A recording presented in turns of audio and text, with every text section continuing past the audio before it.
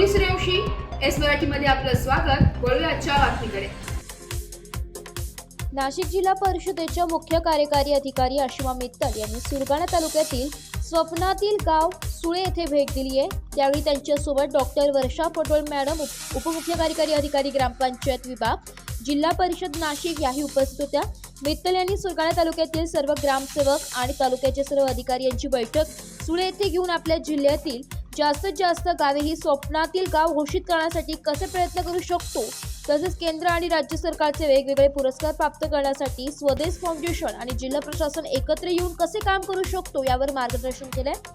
मित्तल यांनी स्वदेश फाउंडेशन मार्फत राबविण्यात आलेल्या योजना, पाणी योजना, शौचालय प्रकल्प, शेळी पालन प्रकल्प, सफेद मुसळी, आरोग्य प्रकल्प, शाळा व अंगणवाडी, सौर ऊर्जा, शालेय शौचालय प्रकल्प यांना प्रत्यक्ष भेट देऊन लाभार्थ्यांशी चर्चा केली आहे.